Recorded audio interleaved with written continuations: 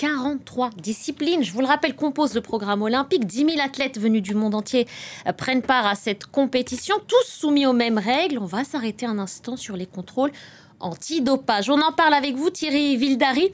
Bonjour à vous, vous êtes journaliste d'investigation au service Sport de France Télévisions, co-auteur de cet ouvrage, La face cachée des JO, publié en 2024 aux éditions Brochet. Je précise que vous commentez en ce moment les matchs de boxe, alors merci de nous accorder quelques minutes sur France 24. Je parlais de ces contrôles antidopage, Thierry Vildary, pas une étape agréable, mais ô combien nécessaire pour l'équité de cette compétition ?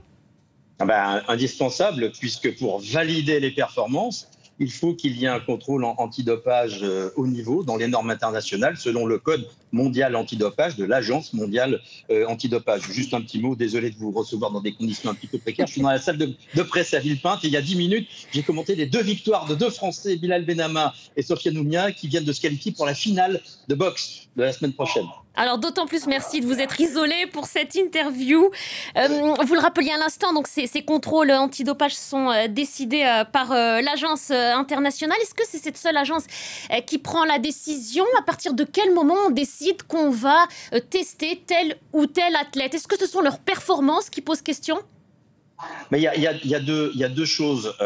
D'abord, il y a l'agence mondiale antidopage qui peut organiser des contrôles, mais qui surtout, il y a des agences nationales, il y a des agences internationales, par exemple l'International Testing Agency, qui a été créée il y a maintenant 3 ans et qui est basée à Lausanne et qui travaille pour différentes fédérations.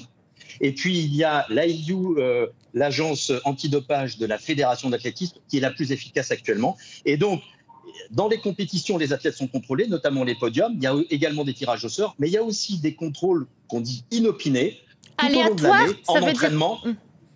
Pas forcément aléatoires, inopinés. Ça veut dire qu'on peut aussi cibler des athlètes sur lesquels les performances attirent l'attention, parce qu'elles sont montées en flèche brutalement, et que donc on a décidé de cibler. On peut produire, par exemple, 3 contrôles dans une même semaine sur un athlète. Alors si je prends l'exemple de Léon Marchand, Thierry Vildary, est-ce qu'il risque d'être contrôlé? Est-ce que ça a déjà été le cas cette semaine?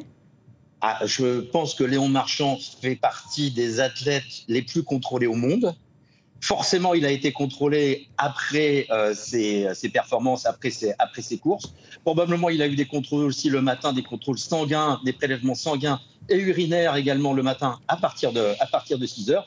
Il y a une nouveauté, on peut aussi maintenant contrôler la nuit pendant des compétitions telles que les Jeux Olympiques. Mais bien sûr, Léon Marchand est un des athlètes les plus contrôlés. Il y a eu 3 cas de dopage avérés avant ces Jeux Olympiques de Paris. Une boxeuse nigériane, un judoka irakien, une volleyeuse dominicaine. Thierry Vildary, pour le cas du judoka irakien, son staff a expliqué qu'il avait dû prendre un traitement pour soulager des douleurs post-opératoires. À partir de quel moment on considère qu'un produit est dopant? Une liste précise est établie?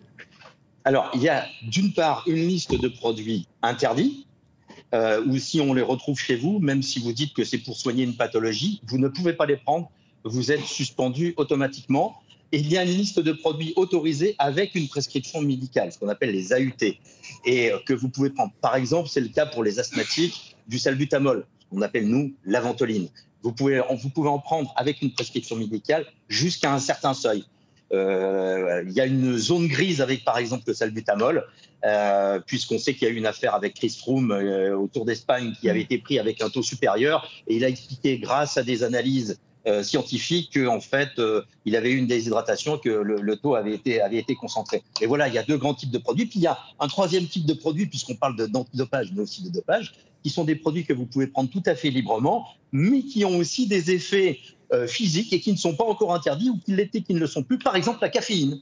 Vous pouvez prendre de la caféine jusqu'à un certain seuil, et c'est autorisé, et ça produit des effets. On en prend tous, et heureusement d'ailleurs. Mais pas dans ces quantités. Hein. D'accord, j'imagine. Pas plus de 2 tasses par jour. Et plus sérieusement, à quel type de sanctions s'exposent ces athlètes au-delà du fait d'être disqualifiés de ces Jeux? Alors, disqualifiés, vous pouvez bien sûr être suspendu, théoriquement. Il y a des suspensions de 2 ans jusqu'à 4 ans, parfois jusqu'à 8 ans pour des athlètes qui en plus ont essayé de trafiquer les contrôles ou de s'échapper de contrôles. Ou bien des athlètes qui se sont déjà dopés, qui ont déjà été pris une fois précédente. Voilà.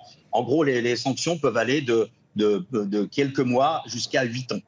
Est-ce qu'il y a de nouvelles techniques qui sont mises à jour pour pouvoir dépister? Est-ce qu'aussi les techniques peut-être du dopage, les produits consommés sont peut-être de plus en plus élaborés ou en tout cas peuvent échapper à un dépistage? Est-ce qu'il y a une évolution de ce côté-là?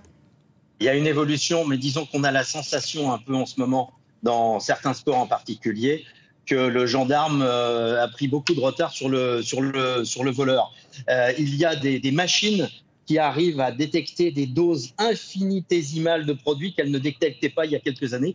C'est par exemple ce qui est arrivé à la patineuse lors des Jeux de Pékin, Kamila Valieva, la patineuse russe, qui a été suspendue pour un tonique cardiaque. Elle a dit que c'était celui de son grand-père. Mais en fait, son échantillon a été analysé en Suède dans une nouvelle machine beaucoup plus performante. Et on a pu détecter des traces que les autres machines ne détectaient pas. Donc, il y a toujours des nouveaux tests, il y a de la recherche médicale.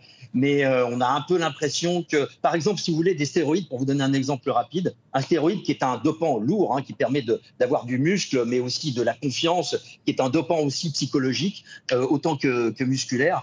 Le stéroïde est bien connu depuis les années 60-70. Eh bien, des petits chimistes peuvent assez facilement changer la composition moléculaire et chimique des stéroïdes et qui n'est donc plus repéré dans les échantillonneurs qui analysent les tests, qui font les tests. Et parfois, il faut attendre plusieurs années pour que tout ça évolue, qu'on trouve ces échantillons et que l'on puisse déclarer quelqu'un de positif. C'est pour ça que les tests, tous les prélèvements qui sont faits actuellement sur les Jeux Olympiques sont gardés 10 ans au frigo et sont parfois réanalysés. À Londres, il y avait eu très peu de cas positifs et puis une dizaine d'années après, on s'aperçoit qu'il y a eu plus de 120 positifs aux Jeux de Londres. Et est-ce qu'au-delà du cas par cas, Thierry Vildary, il y a des délégations des nations qui sont beaucoup plus étroitement surveillées que d'autres? En un mot, s'il vous plaît. Non, pas vraiment, ça serait pas très juste, mais il y a en amont des athlètes qui sont plus surveillés que d'autres, y compris des athlètes français par l'Agence française antidopage. Merci beaucoup Thierry Vildary, merci d'avoir pris le temps de répondre à nos questions et bon courage pour la suite de votre journée.